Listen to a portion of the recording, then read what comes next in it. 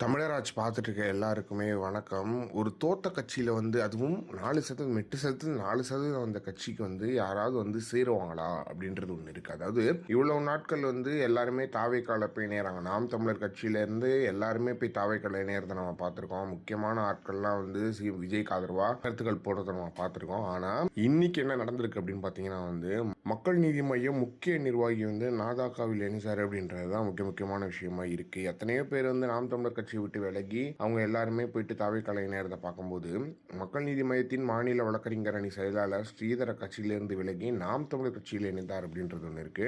இவரு மிகப்பெரிய ஒரு முகமாக தான் அறியப்படுவார். இப்ப இவர் எங்க வேணா போய் இணைந்திருக்கலாம். நாம் தமிழர் கட்சியில இணையணும் அவசியமே கிடையாது. அவர் திமுக இணைஞ்சிருக்கலாம், தாவேக்கால இணைஞ்சிருக்கலாம். எல்லா இடத்துலயும் அவருக்கான வரவேற்பு இருந்திருக்கு. ஆனா நாம் தமிழர் கட்சி தான் சரியான கட்சி அப்படின்னு சொல்லிட்டு நாம் தமிழர் கட்சியில் அவர் இணைஞ்சது இருக்கு இல்லையா, அது மிக முக்கியமான ஒரு செயல்பாடா பார்க்கப்படுது. தோத்த கட்சியில் யாருப்பா வருவா, அப்படி தோத்த கட்சி இல்ல, ஜெயிக்க போற கட்சி அப்படின்றது தான் இருக்கு. ஏன்னா கொள்கை ரீதியா பொய் பேசாம, புரோடாக்கள் விடாம, ரீல்ஸ் போடாம, இதுதான் சரி, இதுதான் அரசியல், இதுதான் நாங்க பண்ண போறோம் அப்படின்னு சொல்லிட்டு மக்களுக்காக பேசக்கூடிய ஒரே ஒரு அரசியல் தலைவர் நாம் தமிழர் கட்சி மட்டும்தான், சீமான் மட்டும்தான் அப்படின்றதுல எந்த ஒரு மாற்றமே கிடையாது. அதனாலேயே இவர் மக்கள் நீதி மையத்தில் மக்கள் நீதி மையத்துல இருந்து விலகி நாம் தமிழர் கட்சியில் இணைஞ்சிருக்காரு அப்படின்றது ரொம்ப ரொம்ப மகிழ்ச்சியான விஷயமா இருக்கு. இவர் மட்டும் இல்ல, நிறைய பேர் இன்னுமே நாம் தமிழர் கட்சியில இணைவாங்க. தோத்த கட்சின்னு நினைக்காம கொள்கையால ஜெயிச்ச கட்சி அப்படின்ற ஒரே ஒரு காரணத்துக்காக, உண்மையா இருக்கிற கட்சி அப்படின்றதுக்காக இன்னைக்கு நாம் தமிழர் கட்சியை மக்களும் சரி, அரசியல் பிரபலங்களும் சரி தேட தொடங்கியிருக்காங்க அப்படின்றதுல எந்த ஒரு மாற்றமே கிடையாது. எனவே இதை பத்தி நீங்க என்ன நினைக்கிறீங்க அப்படின்றத மறக்காம கமெண்ட் பாக்ஸ்ல சொல்லுங்க.